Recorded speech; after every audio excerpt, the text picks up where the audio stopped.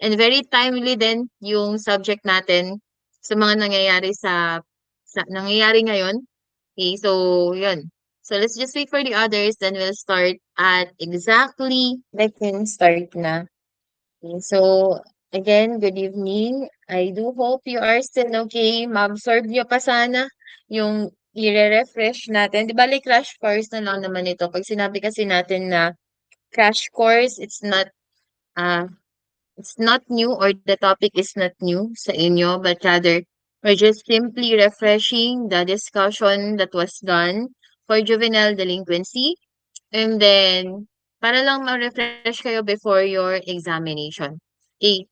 So gaya ng sabi ko kanina sa mga wala kanina, may mga topic dito na pahapi or lalantawan na natin or ililive na natin because the foundation was already there. Alam na natin, just for example, the definition of terms or important terms. Some terms hindi na siya bago sa inyo. So, pahapyawan na lang natin doon, and we'll focus more on the topics that are on the table of specification. Okay?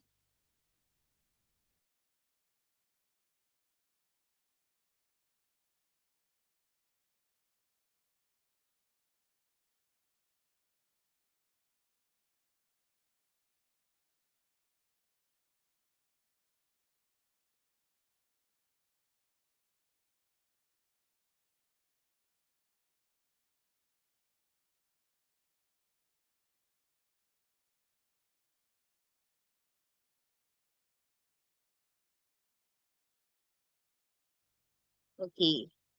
So, for our important terms, papayaw na lang to. So, pag sinabi nating juvenile, alam nyo na yan, these are below 18 years of age. So, they are not yet fully developed. They are considered as minors or child pa sila. And hindi pa nila na-reach yung age na tinatawag natin na age of majority. So, age of majority is 18 years old. So, yung term naman ng delinquency, of course, these are behaviors or criminal behaviors that are committed that by juveniles or those who are under the legal age. So, pag pinag-merge natin, of course, yung two terms na yon, pag sinabi natin juvenile delinquency, now this refers to behaviors or acts ng minors that already violates our penal code. Okay, so those are that is juvenile delinquency. Now, when it comes to the term crime and delinquency, so alam na natin to pag sinabi natin crime, that is committed, of course, by the adults. Pag delinquency, it is committed, of course, by the minors.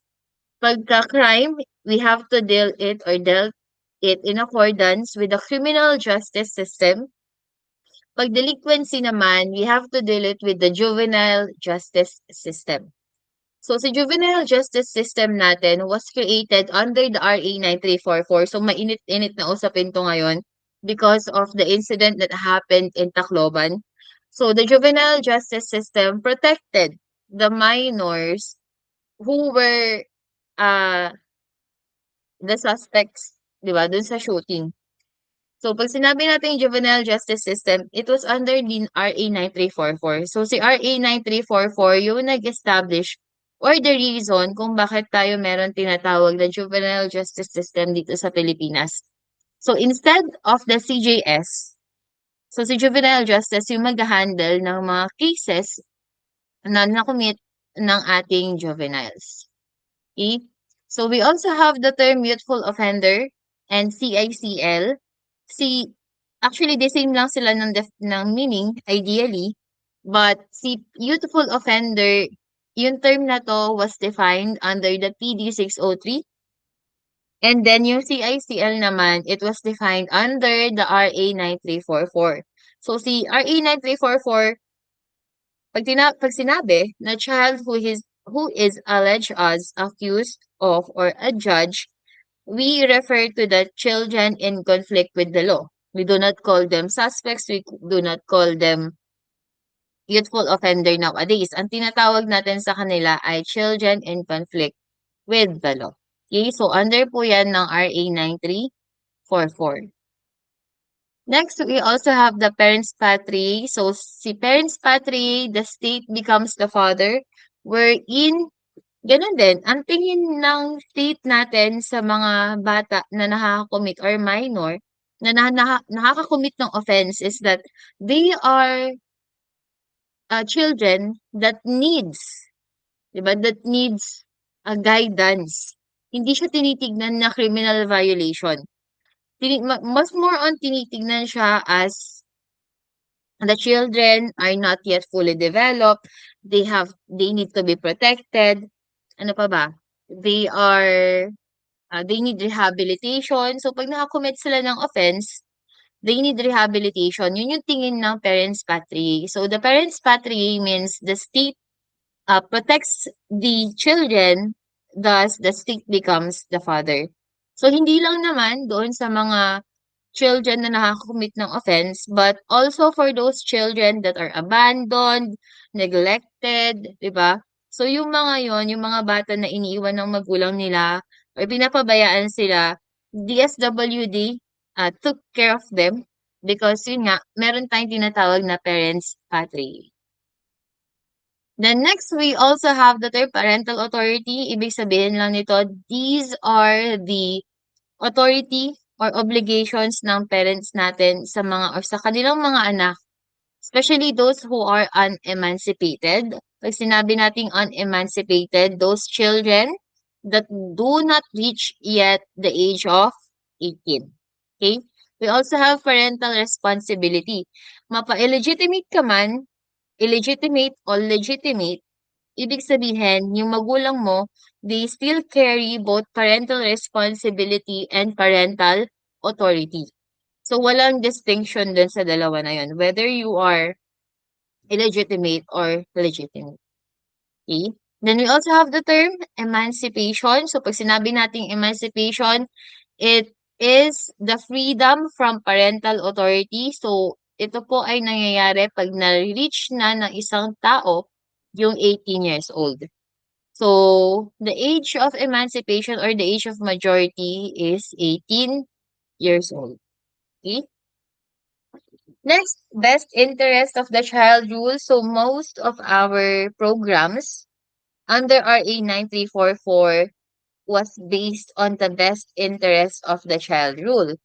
So, kaya nga, yung mga programs natin, when it comes to rehabilitation, when it comes to diversion and intervention, ang pinaka-tinitingnan niyan is that palagi sa ikakabuti ng bata, okey? So, palagi dun sa best interest ng child yun yung pinaka nagga-guide sa lahat ng programs na ginagawa under RA 9344 to support the children. It's always for the best interest of the child. Then, other terms, so yun. So, under the juvenile delinquency na subject, siyempre the child came from a family. Hindi naman magkakaroon ng bata kung walang gustong magkaroon ng pamilya or bumuo ng sariling family. So, pag sinabi nating family, of course, it is the basic unit of our society. It is the foundation of the nation. Yung family should guide the children o yung mga bata o yung mga anak nila into in preparation sa paglaki nila as a person or pagpasok nila sa community. So, it is the responsibility of the family. However, there are some agents in our community or agents of socialization na kung saan hindi lang naman limited sa family yung ah, responsibility ng pag-guide dun sa isang bata. Or pag sinabi kasi nating agents of socialization, it means these are the part in our community or sector or area in our community wherein the children may nagkakaroon siya ng interaction. Okay?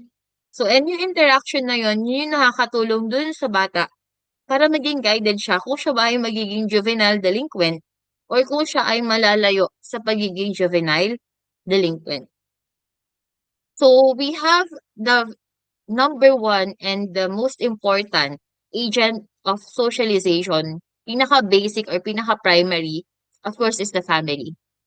So, lahat ng katangian na meron ka, most of it, hindi naman lahat, but most of it came from your family. So, if yung bata, hindi natin siya nakikitaan ng paggalang, pagrespeto, or kabaligtaran, yung bata mabait siya, marespeto siya, yung foundation na yon nanggaling yun sa pamilya niya. Okay, so malaking factor yung family dun sa development ng bata. So, after niya sa family, naturuan siya ng mga tamang asal or so, mai-introduce yan formally sa community sa pamamagitan ng school. Okay, so pag pwede na siyang mag-start na mag-aral, so sa school siya dadalhin, formally, nai-introduce niya siya sa community. Sa school, marami siyang nakikilala, marami siyang na-adapt na behaviors, and yung mga behaviors na yon, kapag hindi ulit yan na-correct sa bahay, may possibility na maging juvenile delinquent siya. And vice versa. Ba? So, pag magandang behavior yung nakukuha niya sa school, ibig sabihin, yung bata, hindi yun magiging daan. Or yung school, hindi siya magiging way para maging juvenile delinquent yung bata. For example, nabubuli siya sa school.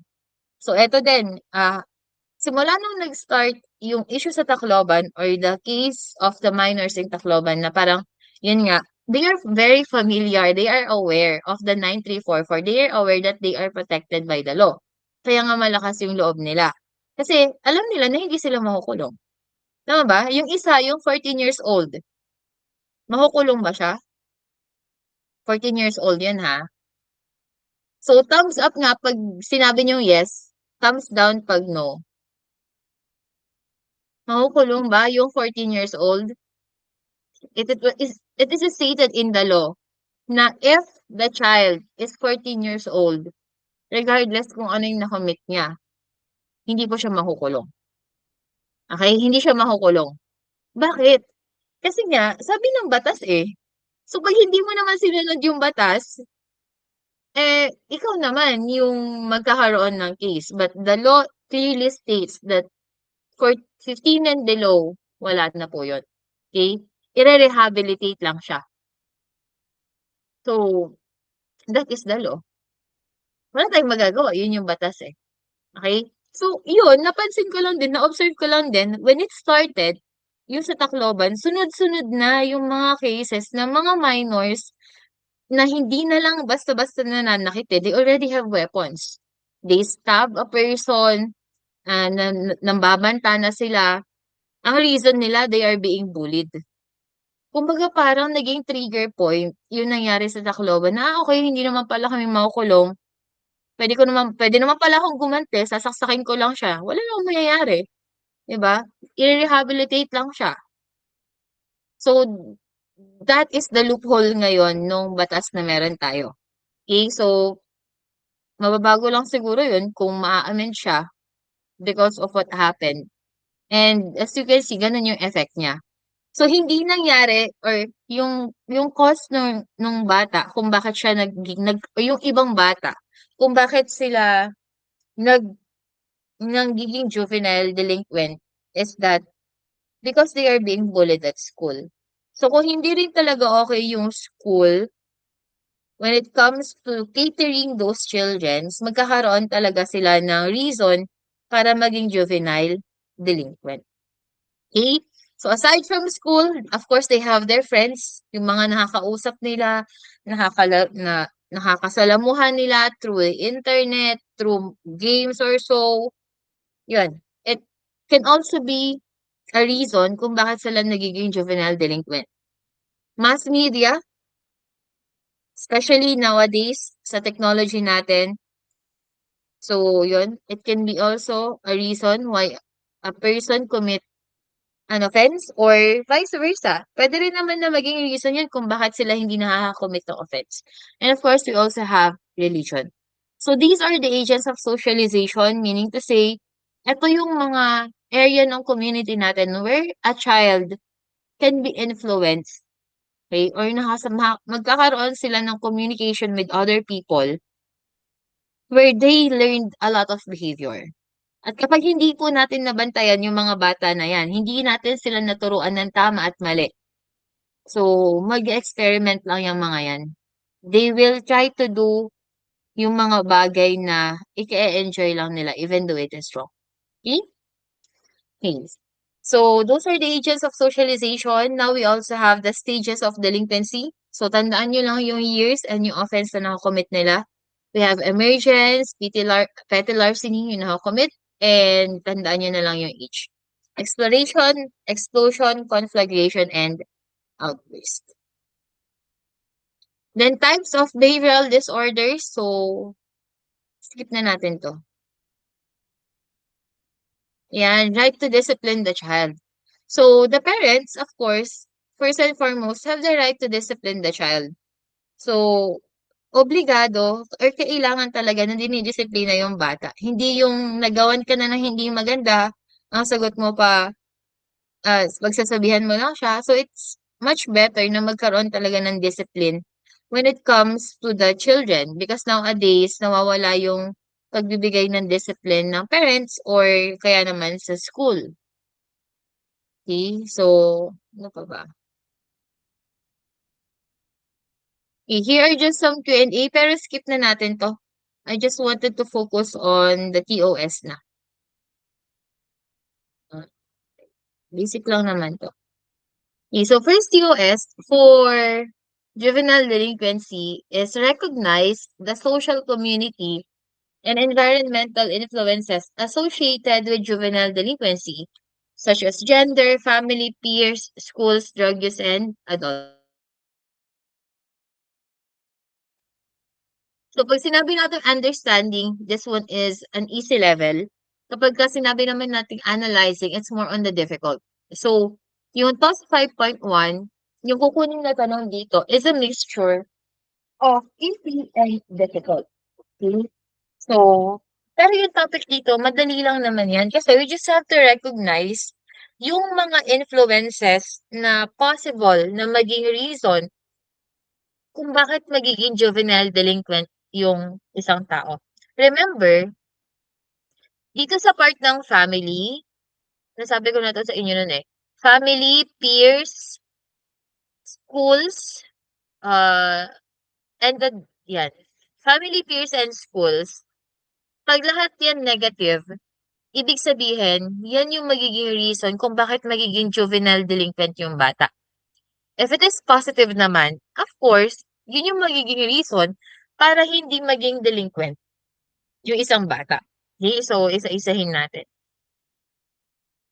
So, pag sinabi natin na when it comes to gender, so, we have male delinquency and we also have female delinquency. So, as you have observed sa news, kung nanonood kayo, the male or the boys are more likely to engage in a violent act. So, mas visible yung act nila or they are more on property-related offenses. Yun yung medyo magaan-gaan pa ng konti. Pero pag sometimes, umaabot na siya sa mga heinous crimes. Okay? So, boys are more involved in gang-related activities. So, syempre lalaki, they have to be like, alam mo yun, yung superiority na lalaki ako. Matapang ako or eto dapat yung pinoportray ng isang lalaki kasi nga that is being expected by the community. O pag lalaki ka, dapat ganito ka. Dapat ganyan ka. So, when it comes to delinquency sa male na sa boys, they are more violent. So, sila yung mas aggressive, di ba? When it comes to the crimes na nakakommit nila. And the female naman, sa female delinquency, so, mas less violent yung nakakommit nila na offense and more likely on it's more likely associated with mental health, family issues, abuse, or relationships. Sa female delinquency, bihira tayo makakita or makarinig ng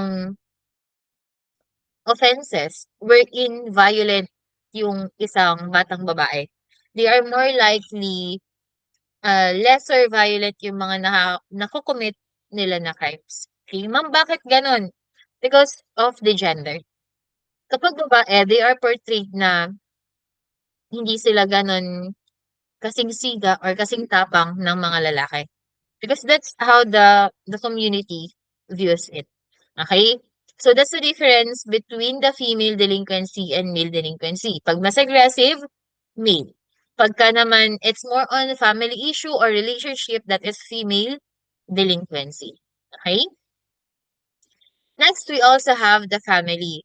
So, gaya nga ng sabi ko, the family is responsible for developing yung kabuuan ng isang bata. Yung physical niya, emotional, spiritual, moral, intellectual, and social well-being niyan. Importante. Hindi lang yan basta-basta nagkaroon ka ng anak, you have to provide them financially.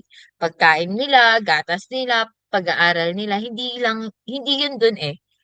So, mas importante pa rin talaga na nadidisiplina, natuturuan ng tamang asal, that they are guided morally, yung physical aspect nila, yung emotions nila, na ibibigay ng maayos. Because, kapag ka merong pagkukulang sa mga part na yan, konting influence lang ng mga tao sa labas, possible siya na maging juvenile delinquent. Kapagka may mga bagay na hindi naibigay si nanay at tatay, madalas hinahanap yan sa ibang tao. Okay? Sa ibang tao yan hinahanap. And kapag yung, for example, si nanay at si tatay busy sa trabaho, and hindi na nakukumusta yung bata, the child is looking for care. Diba? Yung gusto niya yung inaalagaan siya, kinukumusta siya, and yun ay nahanap niya sa mga kaibigan niya. Since yung feeling na yon ay nahanap niya sa mga kaibigan niya, mataas yung tingin niya sa mga yan. Hindi niya hahayaan na mawalan sila ng connection or matatakot sila na mawalan ng connection kasi nga, doon niya nahanap yung care eh. So kahit na ma-influensyahan siya sa hindi maganda, as long as kasama niya sila, that's fine. Kasi may nakukuha siya. Okay? So, yun din yung isa sa mga importance na pinipili kung sino yung mga kaibigan o yung nakakasalamuha. Because the moment na magkaroon ka ng connection with other people and negative yung maibigay niya or maifeed sa'yo, so may possibility na maging juvenile delinquent yung bata. Okay? So when it comes to family, ano ba yung nakakaapekto? So these are the factors in the home that may cause delinquency. Okay, ulitin ko ha, that may cause delinquency. Ibig sabihin, kapag itong mga to ay nakikita sa isang pamilya, possible na maging delinquent yung isang bata. Number one, faulty development of the child. So sa faulty development of the child, hindi naman natin sinisisi na dito yung bata. Kasi, for example, yung nanay or si nanay ay umiinom ng alak or naninigarilyo no siya ay nagbubuntis or pinagbubuntis niya yung anak niya. And then naapektuhan yung intellect ng bata or any aspect ng bata. And kapag naapektuhan yon, hindi niya kayang i-identify yung tama sa mali. At kapag nangyari yon, may possibility na siya ay maging delinquent. Second, lack of parental guidance. Busy sa business, busy magpayaman, si nanay or si tatay. Hindi ko naman sinasabing masama yun. It's just that they were way too busy para mag-guide, para madisiplina yung bata. So, nagbabantay na lang doon sa mga bata is si ate or si kuya, si tito or si tita or yung kasambahay or kasama sa bahay. And there are chances na iba pa rin kasi yun eh, 'di ba, sa magulang. There are chances na andun lang sila, tinitingnan lang nila yung bata kung may ginagawa na or mapapahamak ba, maaaksidente ba. But that guidance through life, kung ano yung tama at mali, hindi na ibibigay sa bata. So, pag hindi na ibigay yon, wala siyang pakialam kung ano yung gawin niya kasi nga hindi naman niya alam kung ano yung tama or mali. Okay? So, that's lack of parental guidance. Third, parental rejection. So, hindi na siya totally nire-reject na yung bata or kung ano na lang siya, bahala na lang siya sa buhay niya, kung anong gawin niya. Then we also have broken homes. Broken homes, pag sinabing broken homes, hiwalay si nanay at si tatay and may possibility din na maghihiwalay yung mga kapatid. So those are broken homes, may kanya-kanya ng family, yung si nanay at si tatay at naiwan na lang yung bata sa mga tito at tita. Those are broken homes. Lack of love, unfair treatment. So those are some factors. So meron pa. Too harsh discipline by either or both parents. Too much leniency. Pag sinabi natin too much leniency, sobrang luwag naman. Di ba? Nakagawa na siya ng hindi maganda. Sabi mo, okay lang yun, anak. Hindi rin naman maganda yung dinisiplina mo ng sobra. Natapon niya lang, natabig niya lang yung baso, kinulong mo na siya ng 1 linggo. So, those kind of disciplines, it should be, discipline should be balanced. Hindi siya sobrang hirap or hindi siya sobrang harsh at hindi rin naman siya sobrang gaan. Okay? Unfavorable parental example. Ikaw na mismo na magulang, hindi maganda yung pinapakita mo dun sa anak mo. Substance abuse, exposure to violence and abuse, economic stress, and poverty. So all of those negative things, lahat yan negative. At kapag yan ay negative, papunta yan sa juvenile delinquency. Negative nga eh. 'Di ba? Pag positive naman, of course, papunta yan or palayo yan sa pagiging delinquent nung isang bata. Okay? Next, we have peers. So, peers naman, these are the friends of the child. So, eto yung mga kaibigan niya, yung tropa niya. Eto yung mga nakakasalamuha niya, sabihin niya natin sa school or sa barangay nila, within a specific area. And kapag meron kang kaibigan, palagi at palagi kayong meron common ground. Pag sinabi nating common ground, meron kayong pagkakapareho. Meron kayong thoughts, meron kayong idea na pareho. 'Di ba? Meron kayong similarities. Kaya nga kayo magkaibigan eh. Okay? So, ano ba yung mga mechanism ng peer influence? Pag sinabi nating mechanism, so what really happens kapag ka may mga kaibigan ka? Number one is peer pressure. So, of course, kapag ka nasulsulan tayo minsan ng mga kaibigan natin, nagagawa natin yung isang bagay kahit hindi naman natin gusto. For example, uy, tara, ano muna tayo, absent muna tayo sa klase ni ma'am ganito. Di naman yun nagtuturo, magpapabasa lang yun ng module.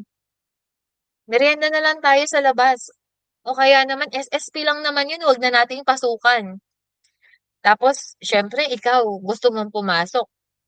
Eh, ayaw nung tropa mo. Sinabihan ka ngayon na, wala, KJ. O kaya naman, oh, pabibo ka talaga, pabida ka talaga, isang beses lang absent eh. Yung mga ganon. That's peer pressure. I know na nararanasan nyo to sa mga circle of friends ninyo. Okay? At some point sa buhay ninyo, nadadala na rin talaga kayo sa bulong ng, ng kaibigan nyo. Okay? Mga bulong ng kaibigan nyo. Naranasan nyo na yan. Okay? That's peer pressure. And I think that's normal. Peer pressure is normal in a group of friends. Yun nga lang talaga, you really have to identify kung tama or mali ba talaga yung gagawin ninyo. Okay, next is peer groups. So peer groups naman, hindi natin siya matatawag na peer influence or peer groups kapag ka isa mo lang. So when it comes to peer groups, there are certain group of people na kung saan ugali mo talaga sila. At some point, meron at meron kayong similarities. And sabi nga natin, tell me who your friends are and I'll tell you who you are. Kung sino yung mga nakakasama mo, there are specific behaviors or certain behaviors na naa-adapt mo sa kanila. At meron, kahit na itanggi mo, meron at meron eh. For example, Ilocano ka, di ba? Matigas yung Ilocano mo kasi galing ka ng Ilocos. Mag-stay ka ng 1 month dito sa Cabanatuan. Meron ka na nga ding, meron ka ng ano, eka niya, di ba? Yung mga ganong term dito sa Cabanatuan. So, kapag sila yung kasama mo, mga taga Cabanatuan, after ilang months, meron ka na ring eka. Ano pa ba? May mga ganong words pa eh, na nababanggit natin, na hindi natin napapansin, na-adapt na pala natin. Okay? So, those are peer groups. Modeling and imitation. So, syempre, minsan, sa magjotropa, gusto niyo pare-pareho kayo ng gupit, pare-pareho kayo ng attitude. So, 'wag lang kayong pare-pareho ng score ano, kasi hindi na maganda yung 'pag pare-pareho kayo ng score ta's magkakatabi kayo sa quiz. So, modeling and imitation, when it really happens din sa group of friends ninyo. Kahit na sabihin mo na ayaw mong pinagko-compare kayo, at some point may time at time talaga na konti na lang magkamukha na kayo. Pareho kayo ng gupit, 'di ba? Pareho kayo ng style ng outfit. So, may mga gano'n. That's modeling and imitation. Next, reinforcement and rewards. Sa group of friend natin, if we receive like praises or like what do you call this, rewards, in a way na feeling natin sobrang importante tayo dun sa tao, that can encourage someone to do something. Okay? Pag sinabihan natin siya, "Uy, bagay pa sa'yo yung gupit mo. Kamukha mo si Alden Richards." So, sa susunod na buwan, yun ulit yung gupit niya. Kasi nasabihan siya eh, na nagwapo siya dun sa gupit niya. So, may mga ganun mechanism yung peer influence natin. So, buti sana kung positive lahat eh, no? Yun nga lang, there are these mechanisms of influence, it can also be negative. Na-impluwensyahan ka na gumawa ng hindi maganda.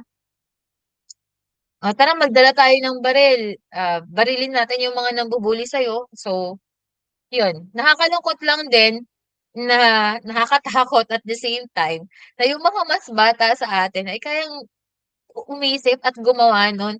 Parang minsan nga 'pag may mga nasasalubong akong mga grupo ng kabataan, kunwari maglalakad ka sa kalsada ganyan, ta's may mga makakasalubong kang genggeng na parang any minute may dalang patalim tapos sasaksakin ka na lang, hindi na talaga ako magtataka. Mamamatay na lang ako sa daan, 'di ba? So, nakakatakot yung panahon natin ngayon kaya please lang nagmamakaawa ako 'pag nagkaanak kayo, disiplinahin ninyo ano, 'wag yung, ah, sinakal niya na yung classmate niya, "Good job anak."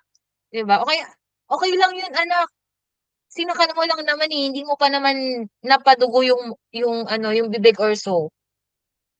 Ano, nakakatakot na pong mag-anak sa panahon ngayon, especially that lumalakas yung loob nila na gumawa ng hindi maganda because they are being protected by the law. Imagine classmate ng anak mo yung isang 14 years old or 13 years old na nanaksak, parang 'wag na lang, 'di ba? 'Wag na lang mag-anak.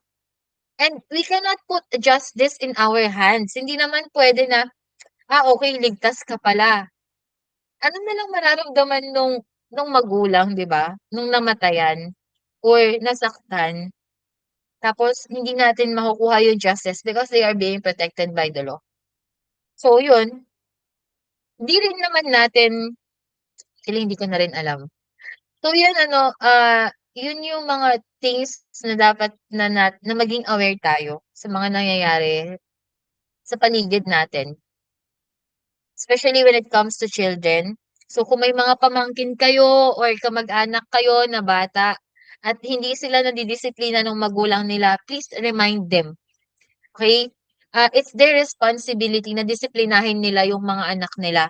As well as kayo, 'pag nag-anak kayo in the future, disiplinahin ninyo. Kasi yun lang, nakakalungkot lang yung mga nangyayari nowadays. Okay? So, yun lang naman. Alam ko, nagigets ninyo na may mga specific reason kung bakit nila nagawa yun.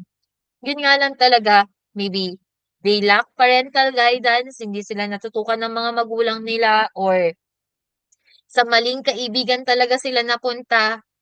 Yung mga teachers kasi ngayon hindi na rin nandidisiplina sa school, kasi 'pag nandisiplina sila nilakihan mo ng mata yung estudyante o kaya naman pinahiya mo, ipo-post ng estudyante, si ma'am, si sir namamahiya. Sino ang iki-criticize? Si teacher. So, kaya hindi na rin siya masyadong o hindi na rin nagkakaroon ng masyadong discipline when it comes to high school or sa elementary kasi nga gano'n yung nangyayari. O kaya naman merong mga magulang na kunwari sinabi nung anak, "Ma, si teacher Nilakihan ako ng mata, pinahiya ako, maya-maya may magulang nang sumusugod. Hindi ko nga yan pinapagalitan, eh, 'di ba? Mga gano'ng reality na meron tayo, and those things, it can really contribute why someone became or nagiging delinquent sila. Okay, so discipline pa rin talaga yung number one, first and foremost na importante. So, 'di ba? Parang kung hindi mo kayang mandisiplina, 'wag ka na lang mag-anak, 'wag ka na lang magdagdag ng mga taong gagawa ng hindi maganda. And that's fine, 'di ba? Kung hindi mo talaga kaya eh. 'Di ba? Ang haba na ng ano ba 'to, nag-rant na ba si ma'am tungkol sa mga nangyayari sa panahon natin ngayon? Eh, hindi kasi related naman, kung nagra-rant man ako, related 'yun sa subject natin ano.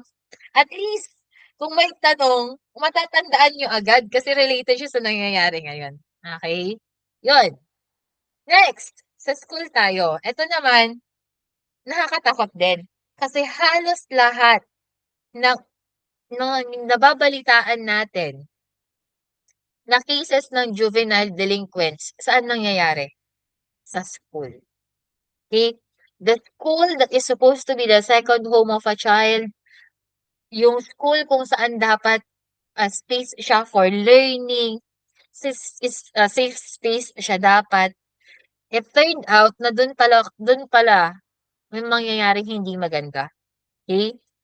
So, yun lang, when it comes to school, isa sa mga reason, hindi siya isa, eh, parang halos lahat ng reason recently, ng mga cases kung bakit kapag tinanong yung juvenile kung bakit niya nagawa yun, it's because of bullying.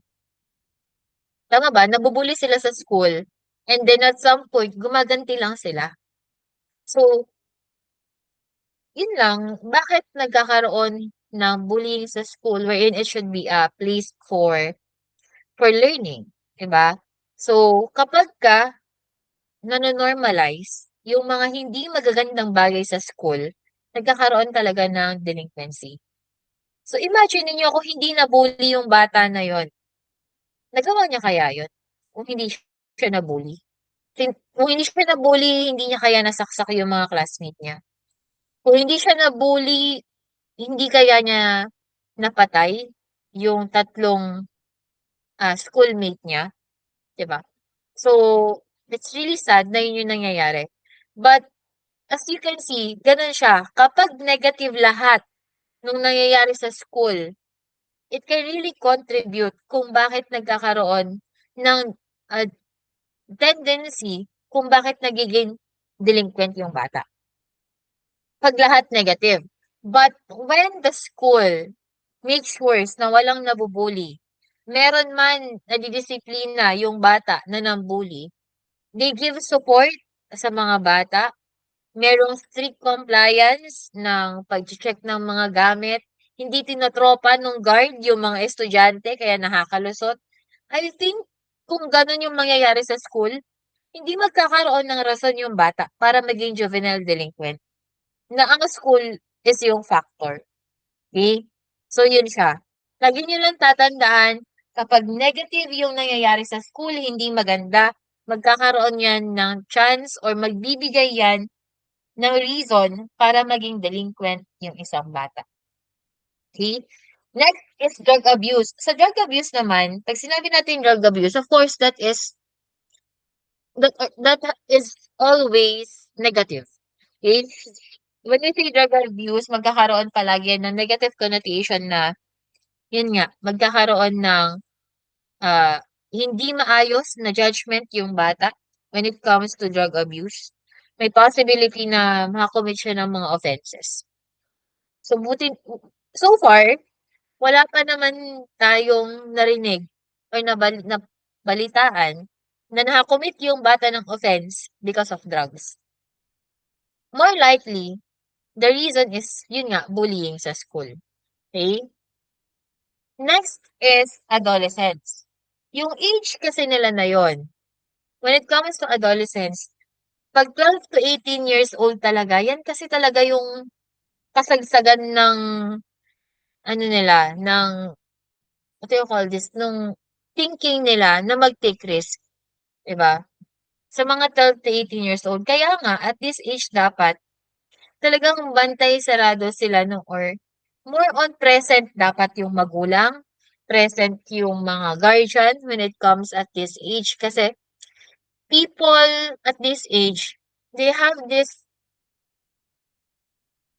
strong desire for physical growth, emotional changes, gusto nilang maging independent, gumawa ng sarili nilang desisyon. Ito yung age na yun eh. Ito yung mga age na pasaway talaga yung isang tao. It is backed up by science kasi nga dito nangyayari yung development niya or transition niya into adulthood. Okay?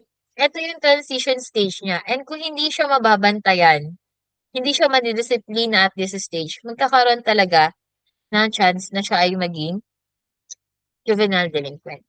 Okay? So kapag 12 to 18 years old ka, talagang malakas yung loob mo, di ba? Malakas yung loob mong gumawa ng mga bagay na bago sa'yo. Okay? Kasi yun nga, that is the age of transition. So at this age, nagkakaroon ng impulsivity or risk-taking behavior, identity development and self-esteem, and mental health issues. So isabay mo yung adolescence, tapos nabubuli ka sa school, mag-spark talaga yan ng juvenile delinquency tendencies. Kasi parang switch lang naman yan eh. 'Di ba? Kung merong tao na magbabantay sa'yo na huwag mong gawin yung isang bagay kasi mali. Kung may mga taong nakapaligid na gano'n sa'yo, hindi mo gagawin eh. And vice versa, kapag walang taong nagga-guide sa'yo kung ano yung tama at mali, may possibility na gawin mo. Okay? So, those are the factors or some of the reason why a child became juvenile delinquent. Okay? So, yun siya. So, sa Q&A, sige, let's try to answer yung mga tanong dito. So, ganun lang, same instruction, just like when we were in forensic, yung first four emojis or emoticons or reactions. Okay, so why might society view female delinquents as rebelling more than females? Okay, because the females have fewer opportunities to commit crimes. Is and kaya nga sabi ko kanina, females are more onto relationship or abuse or yun. Kasi sa male naman kasi they are more on violent and aggressive. Next. So what happens when a parents show too much leniency dun sa bata?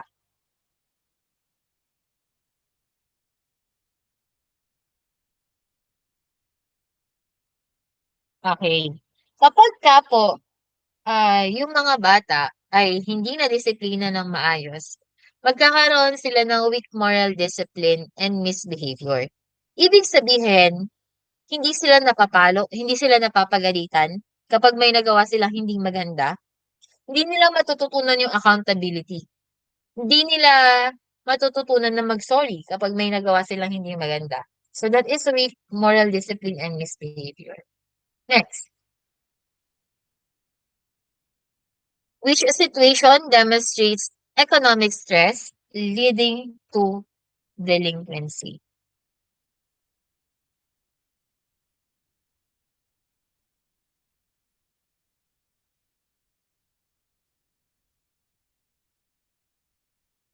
Okay. Take note ha, economic stress. So when we say economic stress, this is related to financial. Pag sinabi natin economic stress, that is related to financial. Okay? At the answer is B. A teenager stealing to help provide food for the family. Remember, economic is related to financial. Next, why is adolescence considered a critical period for delinquency?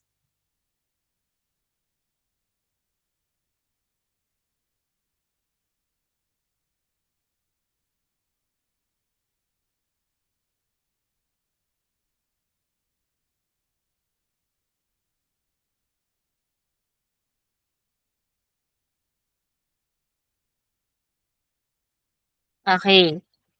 Because the answer is bravo. It is a stage when youths commonly undergo identity search and emotional instability. Okay, next.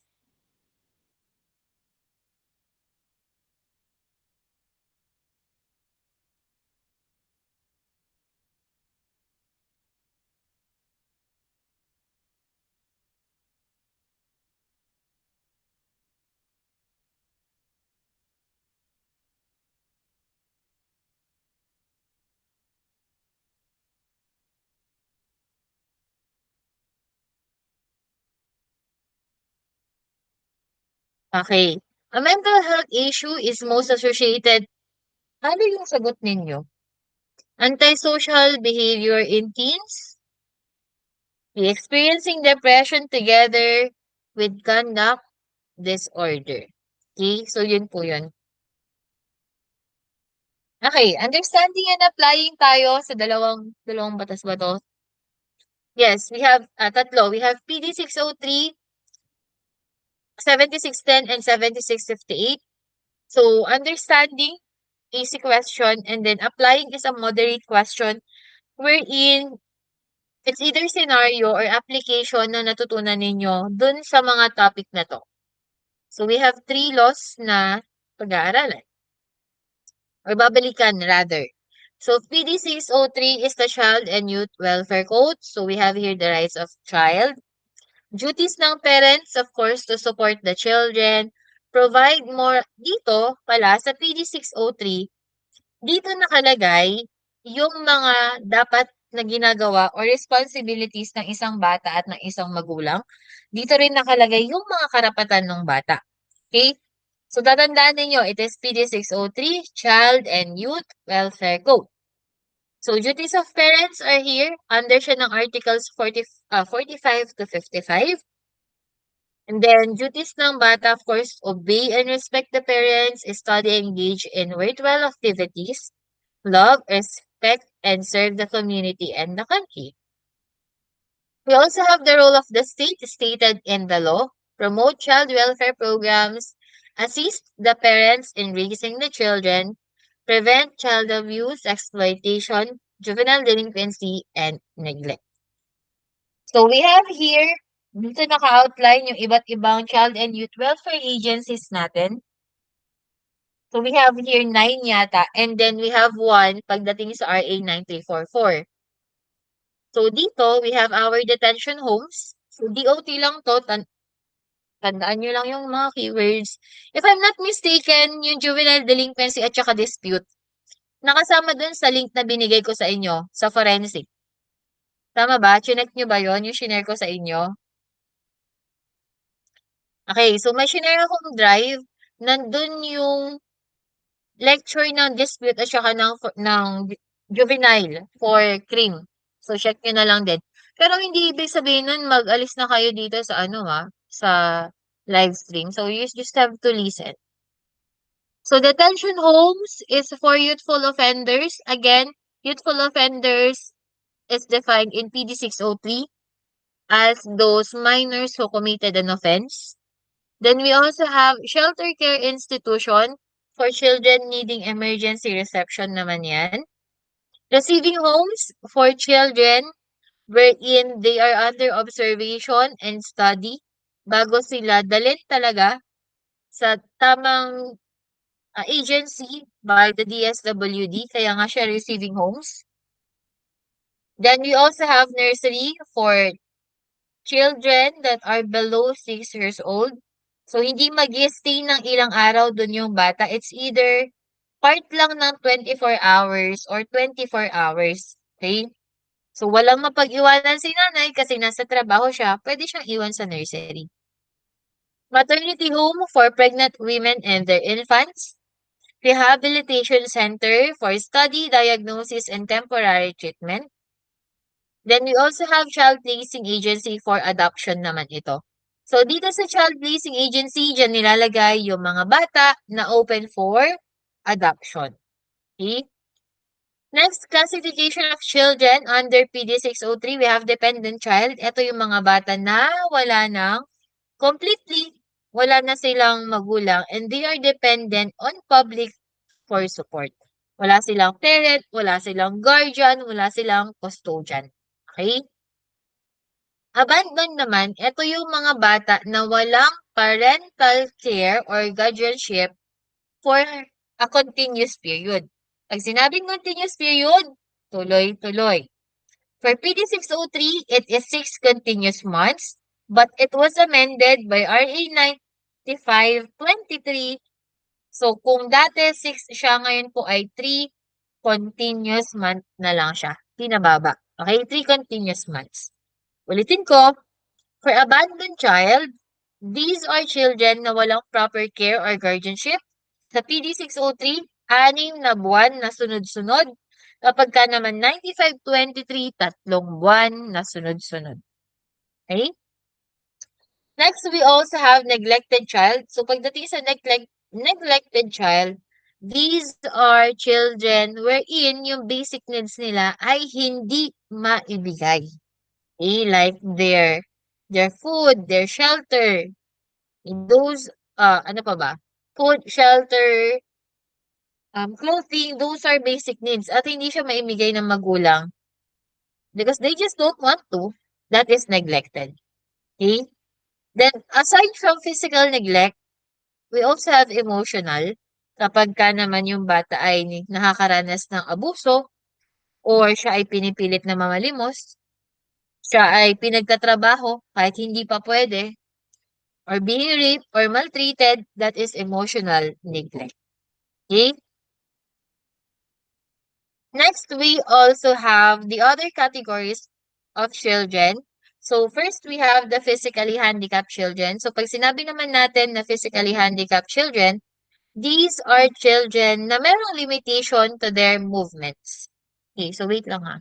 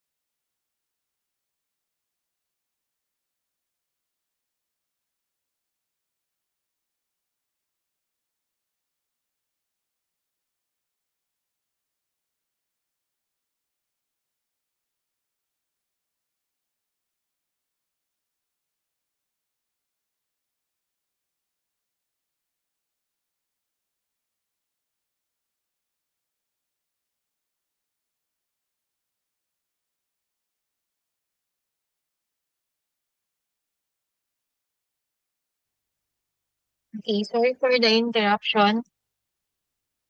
So, again, we're back at the PD 603, other categories of children. So pag sinabi nating other categories, these are just some additional. So we have physically handicapped. These are type of children na limitation yung movement nila or yung communication nila with others. We also have emotionally disturbed children. So they have problems with their emotions. We also have mentally ill children. So ito naman yung may mga severe problems when it comes to their behavioral disorders and they need professional help or hospitalizations. Then we also have disabled children. So, yun lang naman sa PD603. Ang na-highlight lang doon is the agencies, the kinds of children or types of children under the PD603.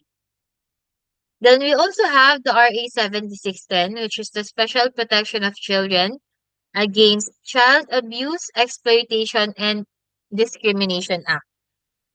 So dito sa 7610, it highlights the things that are punishable kapag ginawa siya sa isang bata. Okay? So from the word protection nga, these things should not be done to a child because if it is being done, nagkakaroon po ng kaso. Okay? So we have here the term, again, child abuse. So pag sinabi natin child abuse, ibig sabihin, nagkakaroon ng physical maltreatment or emotional maltreatment. So, eto rin yung mga reason or panlaban ng mga bata or kabataan ngayon kung bakit hindi sila nadidisiplina. Kasi for example, pinalo sila ng kanilang mga magulang, 'di ba? Pinalo sila or pinagalitan sila, violation yan ng RA 7610, 'di ba? So may mga ganong cases wherein nilalaban na ng mga bata yung mga bagay na ginagawa sa kanila ng magulang nila because of RA 7610. So, physical abuse, meaning to say nagkaroon ng non-accidental injury yung isang bata or unreasonable infliction of physical injury to a child. This is also known as child battery. Pagod ka sa trabaho, and then it end up na yung anak mo yung nakita mo, yun yung napagbunturan mo ng pagod mo or ng galit mo. That's child abuse. We also have emotional abuse. So, emotional abuse naman kapag yung bata ay sinisigawan, or let's say, usually pag emotional abuse kasi it's more on targeting the personal aspect ng bata, tearing down yung pinaka-personality talaga nila. It's not more on their physical body, but it's their psyche or yung concept ng pagkatao nila. Hindi nila nararamdaman na mahal sila, hindi sila nabibigyan ng care. That is emotional abuse. So, types of emotional abuse, number one, we have rejecting. So, totally, wala talagang ability na makipag-bond yung parents dun sa mga bata. Ignoring, hindi pinapansin, no interest, or they do not express affection dun sa presence ng mga anak nila. We also have terrorizing, so pinapagalitan, kinikriticize, or so. Those are emotional abuse. Isolating and corrupting.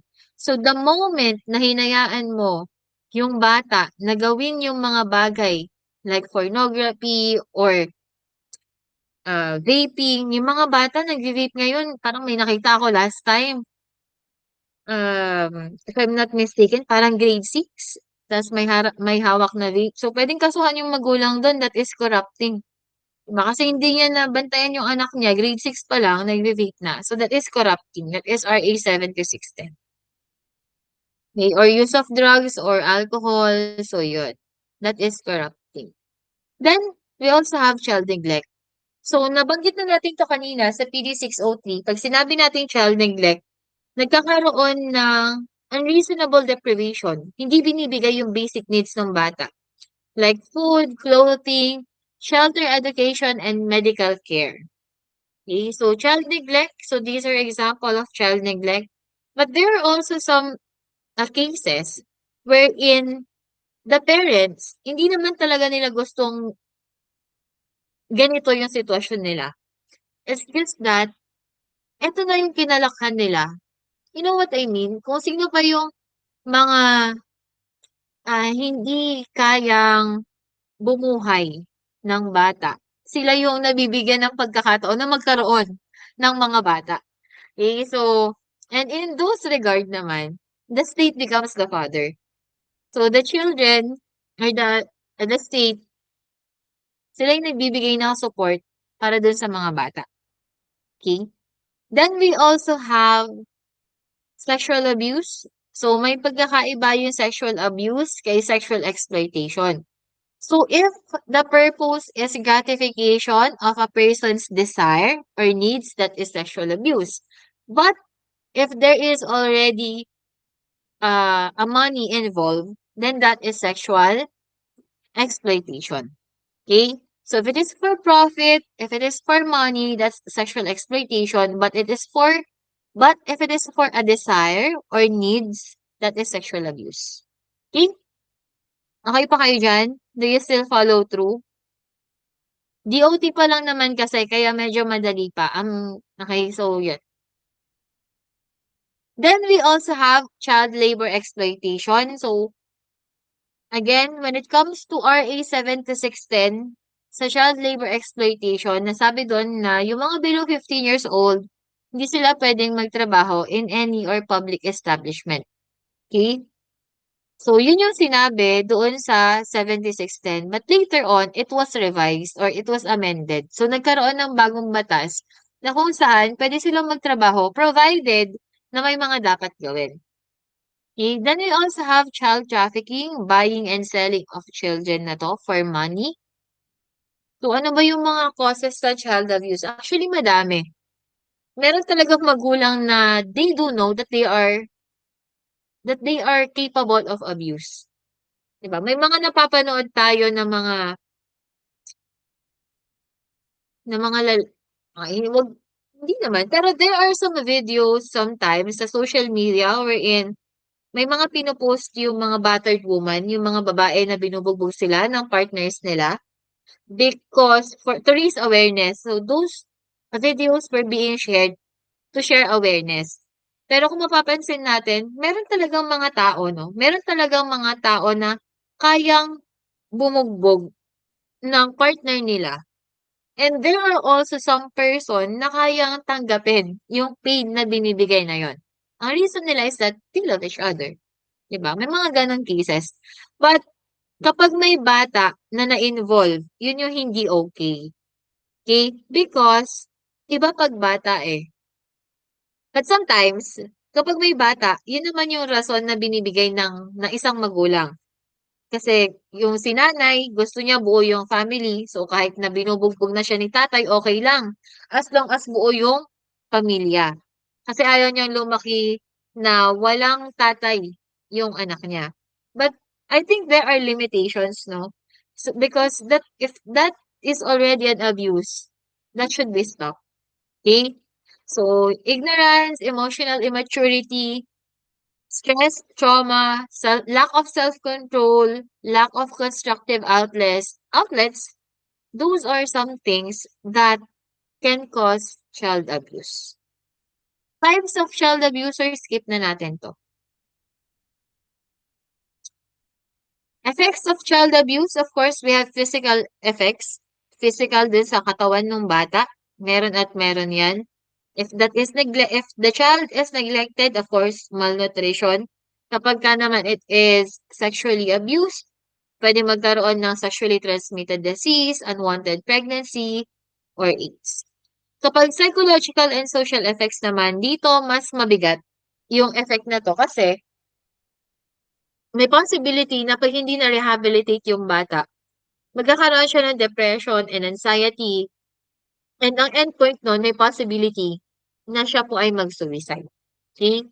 So, those are some of the effects of child abuse. Under 7610, pinakita lang yung mga bagay na hindi dapat ginagawa sa isang bata. Okay? So, that is RA 7610. Then we also have RA 7658. Dito naman, nagkaroon ng changes when it comes to employment ng isang minor. So kanina sa 7610 bawal magtrabaho yung bata if he is below 15. any private or public, but under 7658, so pwede na. As long as merong mga dapat gawin. Number one, kapag yung bata ay nagtatrabaho na under the legal responsibility or responsibility ng magulang niya, meron silang family business at siya yung tumatayong salesperson or cashier, so okay lang yun. As long as kasama niya yung parents niya or any member or family members. Another is kapag yung bata ay nagtatrabaho sa business industry or public entertainment rather. O yung mga nakikita at napapanood natin ng mga bata na nagtatrabaho sa social media or sa television. So, exempted po sila. Yun lang naman. Then, we also have other laws. So, hindi naman siya nabanggit dun sa TOS, so skip na natin. Okay. Another law, of course, that we have, yung pinaka-importante, we have the RA 9344. RA 9344 is the Juvenile Justice and Welfare Act of 2006. Ang daming galit kay Pangilinan ngayon, 'di ba? Kayo ba, nagalit kayo dun sa RA 9344? Tatlo yung namatay and walang magawa yung magulang. We cannot get justice because the law stated na bawal na wala. 14 years old. Pero ang daming nagagalit kay Pangilinan ngayon. Pero ang thought ko naman doon, ito opinion ko lang din. Way back 2006 kasi, ano na ba tayo nito? 2006. Elementary? Elementary siguro ako tapos kinder kayo. Nagsisimula pa lang kayong maglakad. Pero elementary na ako noon. Ano? So way back this year, 2006, I think, oo, mga ganun nga. Nasa elementary na ako nito, mga grade 1, grade 2, tapos kayo gumagapang pa lang. Hindi naisip ni Pangilinan, aabot sa point na yung mga kabataan ay makakagawa ng mga ganong bagay. Kasi that's way back 2006, 2026 na ngayon. 20 years na yung lumipas simula nung nagawa tong batas na to. Hindi umabot sa point na hindi niya naisip na yung mga bata way back before ay kayang gumawa ng ganitong offense, karumal-dumal na offense talaga. So, yun yung reason kung bakit way back before, protected yung mga bata. And it turned out na yung mga below 15 pala ngayon ay kaya na rin gumawa ng mga ganong klaseng offenses. Okay? Parang ang meron lang yata noon sa amin ay saksakan ng lapis. Ewan ko kung may sinaksak kayo or kayo yung nasaksak ng lapis. Yun hanggang dun lang naman. Di ba meron pa nga time pag nagga-gardening tayo. Pag nagga-gardening kami noon, pinagdadala kami ng gabyon or kaya ng itak kasi wala ngang gamit sa garden. Wala naman kaming initak. Wala naman kaming nagabyon during that time. So, yun lang din. Parang ngayon, sa panahon ngayon talaga nakakatakot na. And, yun nga, balikan ko lang kung bakit natin siya napag-uusapan ngayon. Because it's very recent. Nangyayari talaga siya. And, it's really the RA 9344. That's really the law that protects dun sa juvenile natin. So, if the law says it, wala tayong magagawa. Regardless kahit na anong gawin natin na magsumigaw tayo, hanggat hindi na-amend yung batas, walang mangyayari. Okay? So, yun. So, we have here some definition of terms, which I think you are very familiar now. I-highlight ko na lang yung iba. So, meron tayong dalawang bata dito sa RA 9344. We have the child at risk and we have the CICL. Kapag hindi pa siya nakaka-commit ng offense or siya ay may chance na makakommit ng offense, ang tawag sa kanya ay CAR or child at risk. But the moment na na-commit na siya ng offense, ang tawag na sa kanya ay CICL. Okay, CICL. And then we have community-based programs. So these are programs that being done in the community setting. So yung ating offender, yung CICL natin from Tacloban, Yung isa sa kanila, yung 14 years old, mare-rehabilitate lang siya, pero wala siyang criminal liability. Yung 15 years old, yun yung may criminal liability. Okay, yung isa. So, lahat ng cases when it comes to family and juvenile, palaging tatandaan, ginagawa yan sa family court. Kapag walang family court, we have the RTC. Okay, then we also have diversion and diversion program. So, ito yung mga programs na ginagawa doon sa ating CICL.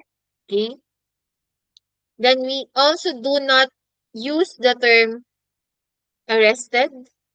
Okay, so ang lagi nating ginagamit is initial contact with the child. Apprehended, hindi rin dapat. So, it should be initial contact with the child. Then we also have intervention programs, yung ginagawa sa mga bata na children at risk or child at risk. So, ang gagawin po doon sa CICL natin na 14 years old, nasangkot dun sa Tacloban, is intervention or rehabilitation. Hindi po siya mag-undergo ng diversion program kasi siya ay walang criminal liability. Next, we have the juvenile justice system. We also have the recognizance.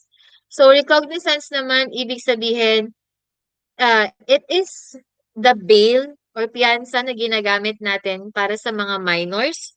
Ibig sabihin lang dito, mangangako si nanay or si tatay or any legal guardian na kapag siya ay pinatawag o yung bata, pinatawag sa korte, ang magdadala po doon ay si nanay, si tatay, or yung kanyang guardian. That is recognizance. We also have status offenses wherein ang nakaka-discriminate lang or ang nakakagawa lang is yung mga bata. Okay? While the mind, uh, while the adult, hindi na nila nakakommit ito. Ano yun? Ilang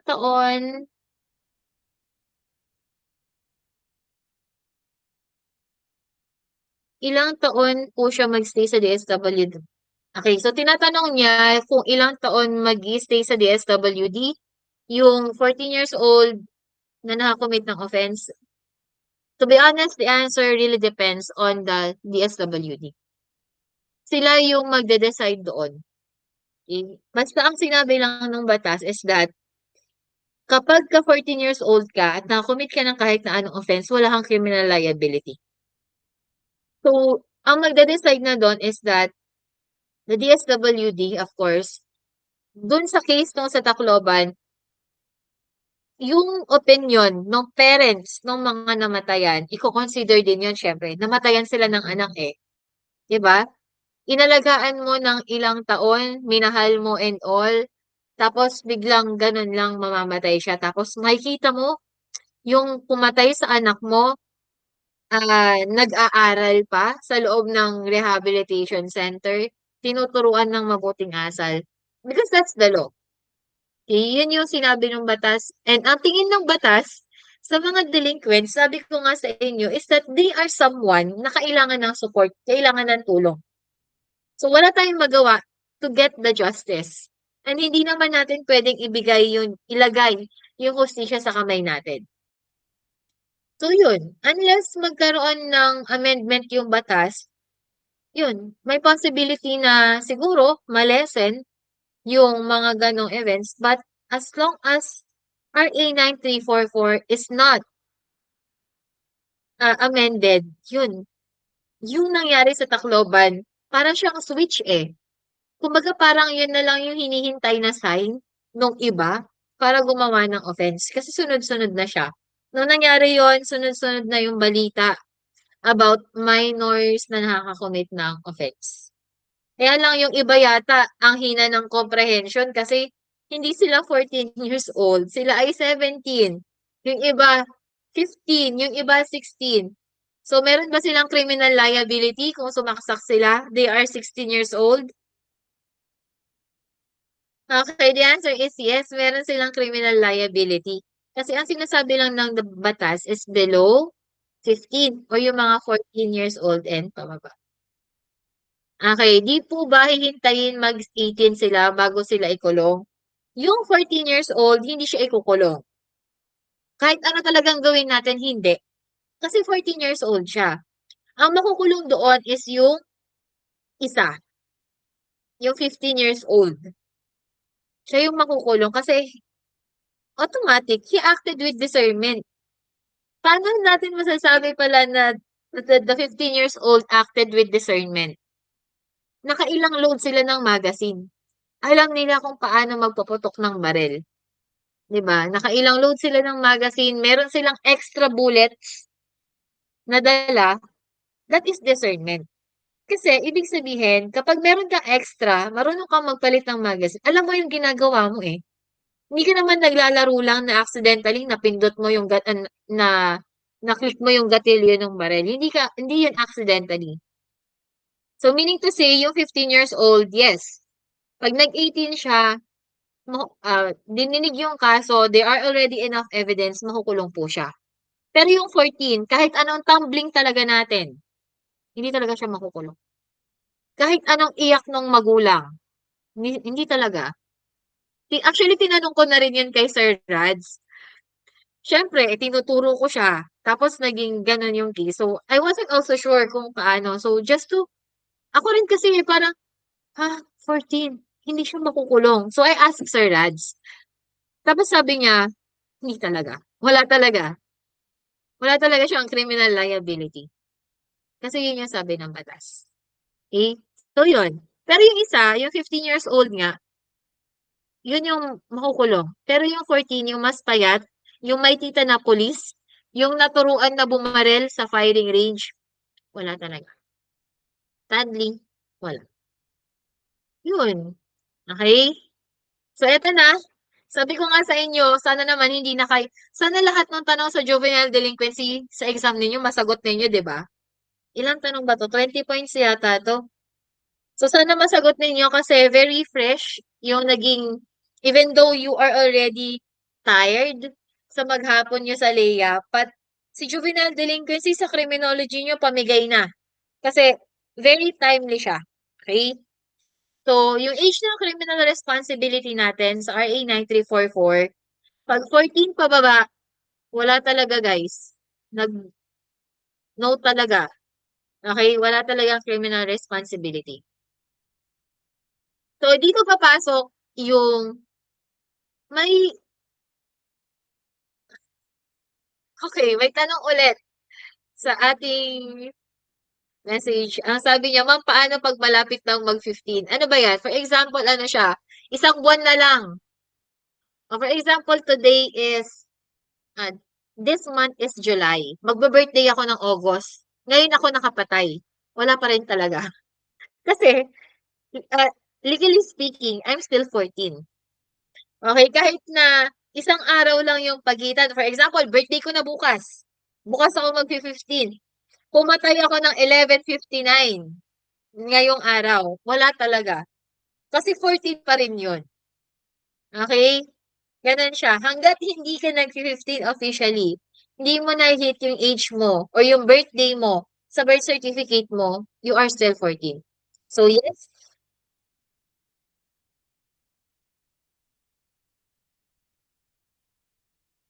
ma'am, nakalagay po sa, wait lang. Kasi ma'am, yung namaril ng isa, magbe-birthday siya ng August, wala pa rin kaso. Yung isa, mag-15 ba siya ng August?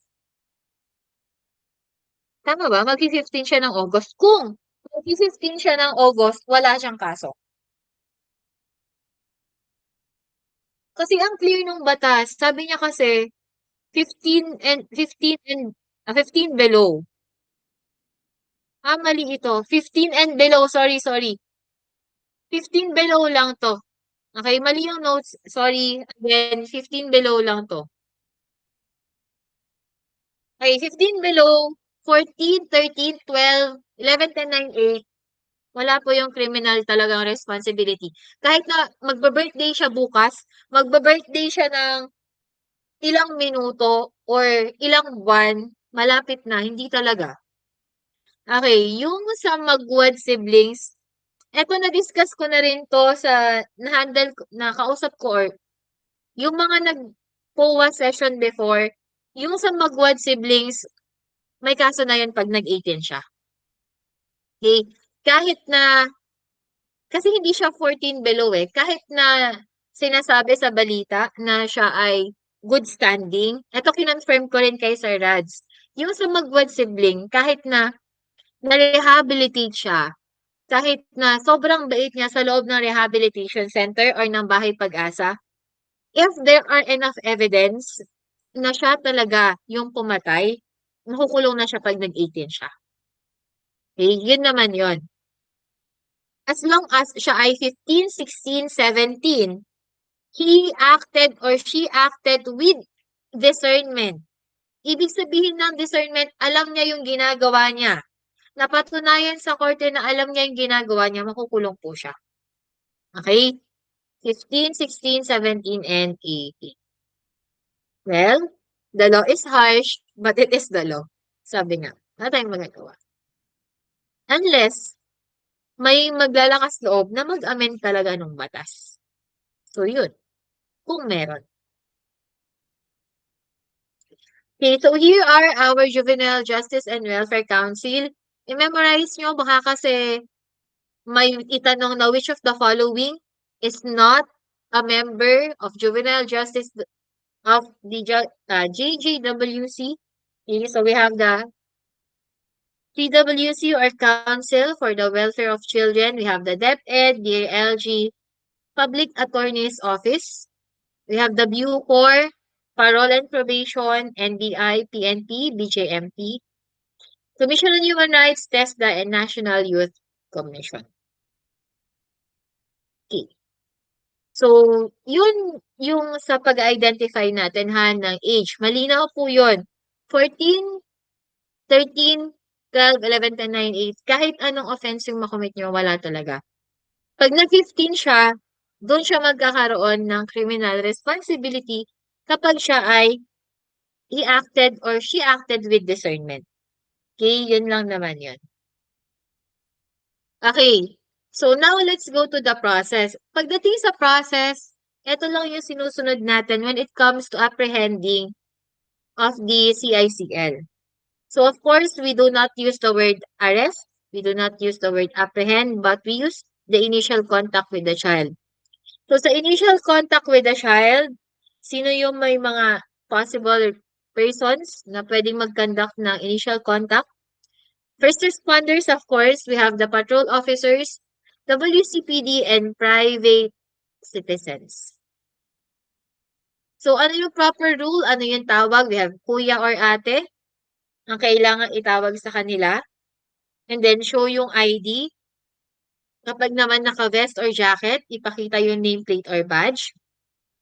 Pag naka-civilian, ipakita yung proper ID na mag-identify sa'yo na ikaw ay isang apprehending officer.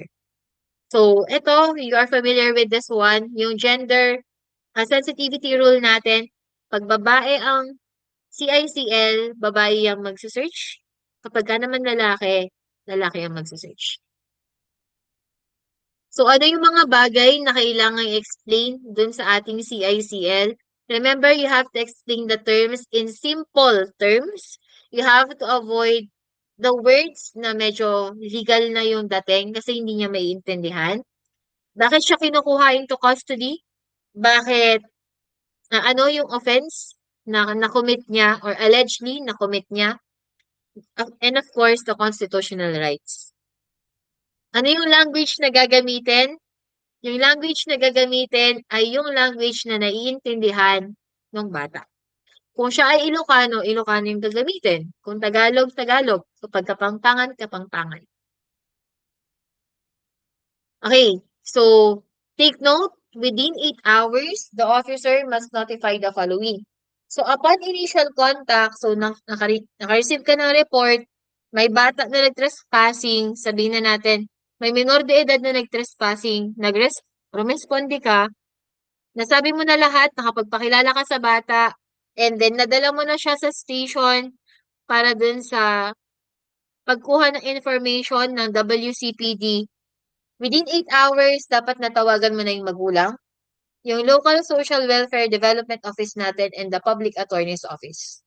Ma'am, paano ba hindi natawagan within 8 hours? Meron kang administrative case. Kasi nga, ang sabi ng batas, within 8 hours. Okay? So, prohibited acts during initial contact, lahat ng hindi maganda, huwag mong gagawin sa bata. Okay? So, yung use of force, offensive language. So, kung napanood niyo yung video na nag-circulate before, when the child, or yung CICL natin na dalawa, when they are being interviewed, so hindi negative yung approach doon sa mga bata, kahit na sobrang lala talaga, worst yung nangyari na yon.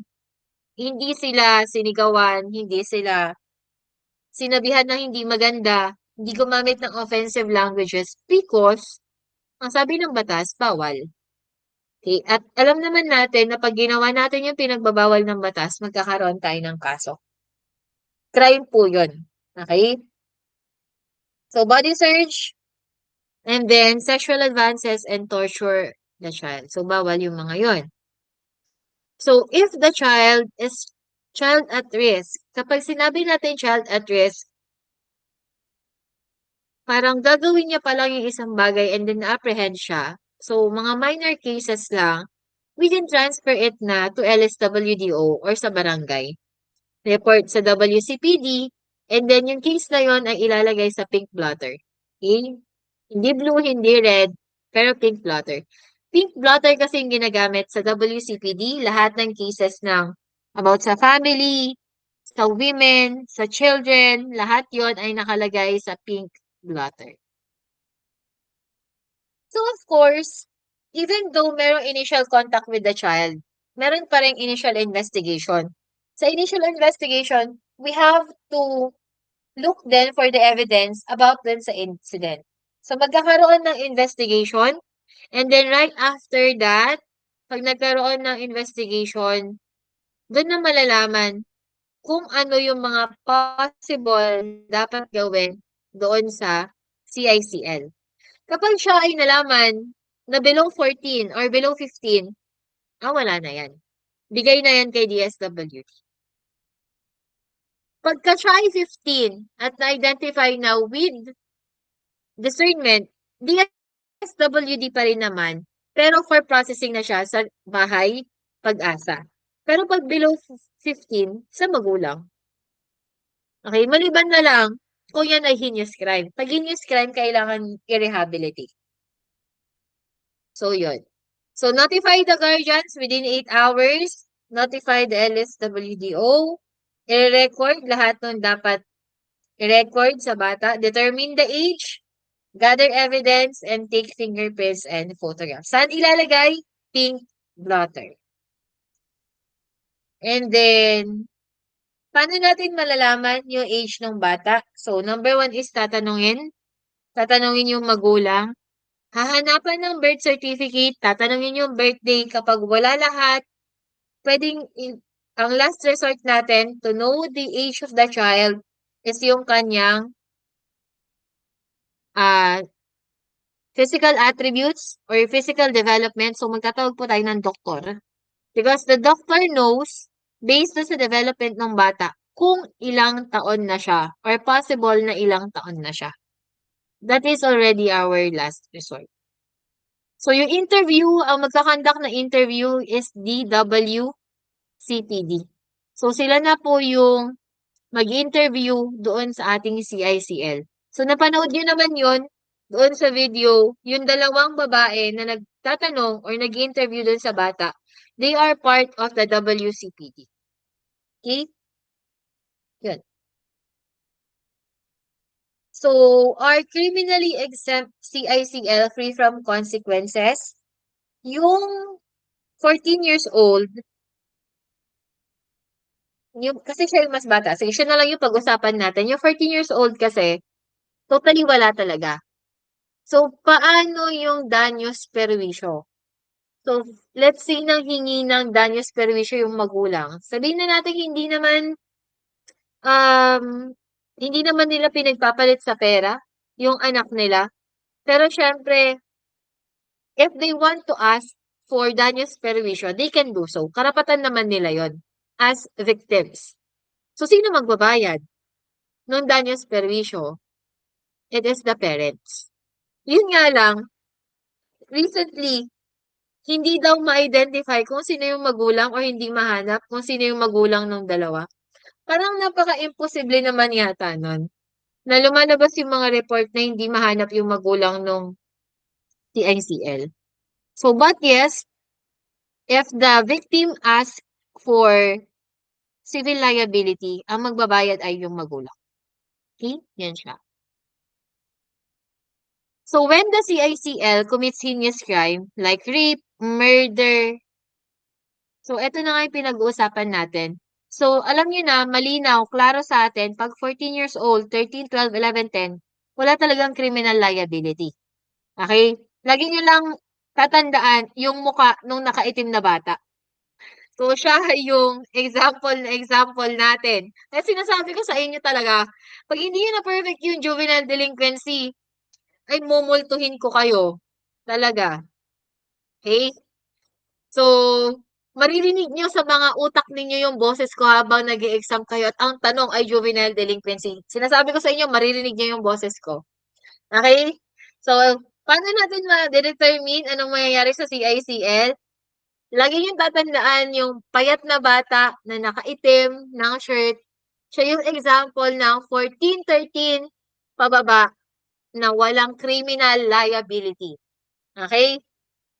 So, yan. Kapag ka naman, ang naaalala ninyo ay yung isa, kahit sabihin na natin na mag-15 pa lang siya, pero sa example natin ngayong gabi, siya ay 15 years old na.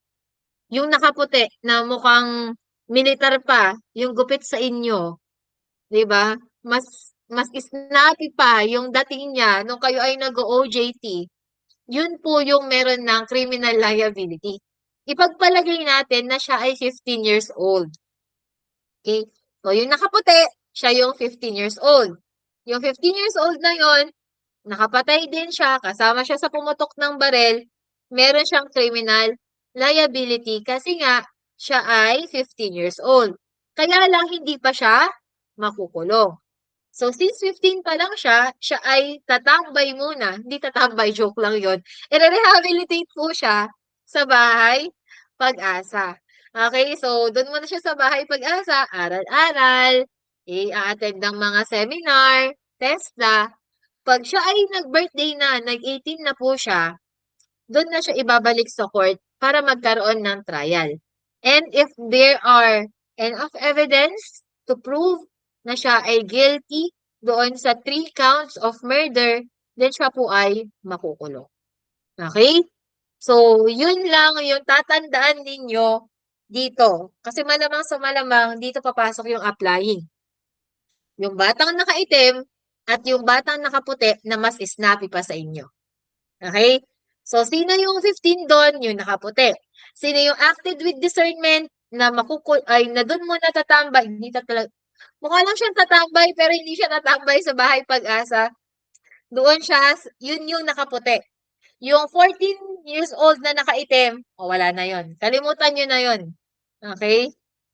Uy, wag naman, ano daw? Hindi na po mag-undergo sa diversion program. Doon siya mag-undergo ng diversion program sa bahay pag-asa. Okay? Yun yun. Doon siya mapupunta. Okay. Siguro naman talaga wala magkakamali, ano? Okay? So, yung flowchart natin in handling CLCL, tatandaan nyo lang, initial contact lang muna, bawal iposas, bawal gamitan, bawal pakitaan ng baril, ng batuta, or ng kahit na ano. So, softy-softy lang yung atake natin sa mga bata. Okay? Pag sila yung na-apprehend natin, ang pakilala, ate or kuya, and then within 8 hours, kailangan i-notify na yung parents, LSWDO, and yung PAW. Huwag kakalimutan yung Miranda rights, yung reason kung bakit siya dadalhin sa station. Ilalagay yung details niya sa pink blotter. Siya ay i-interviewin ng ating mga WCPD. Okay? So, i-identify kung ilang taon na siya. Kapag siya yung nakaitim, Okay? So, intervention lang yan. Bahala na yung DSWD kung anong ipapagawa nila dyan. Pag siya yung nakaputi, pupunta siya ng Bahay Pag-asa, diversion program, nag-18 years old, babalik sa korte para dinggin yung kaso. Kapag siya ay guilty, makukulong po siya. Pag not guilty, and then, babalik na siya sa community. Okay? Okay, so Q&A tayo. Okay, so 8 hours. Correct po. Next. A heinous crime committed by a 16 years old with discernment.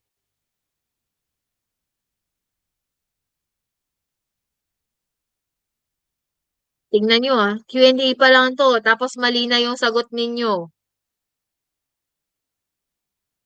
16 years old with discernment. The answer is, hindi siya i-release sa custody kasi 16 years old na yan, oh.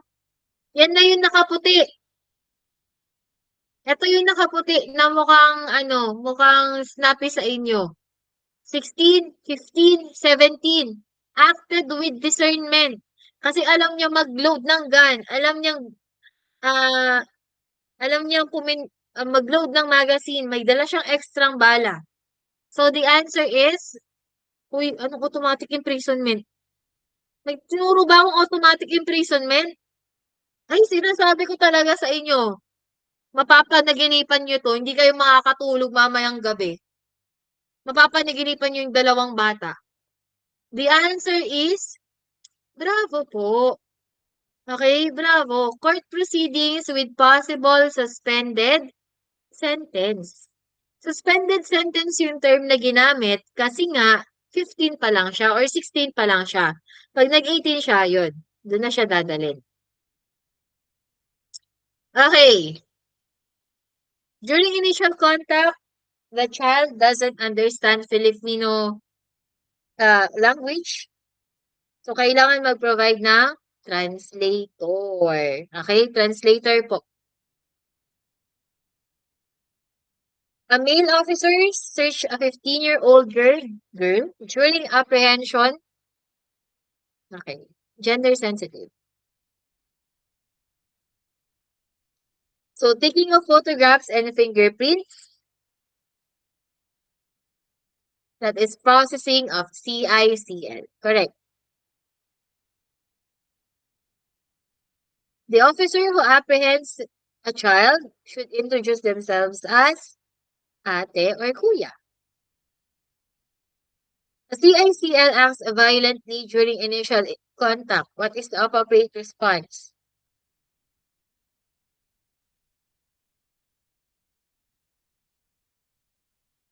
Sabihin na natin nung na-apprehend yung bata or nagkaroon ng initial contact ng laban. Sinuntok niya yung police officer. So still, safety po ng bata yung tinitignan natin. Never apply physical restraint kahit na anong gawin sa inyo ng bata. Okay? So, hindi naman yan makakahablot ng barel kasi nga dapat, pag nag-initial contact kayo, wala kayong dala na kahit na ano. Wala kayong dalang posas or any items. Okay? Ang dala nyo lang is yung ID ninyo.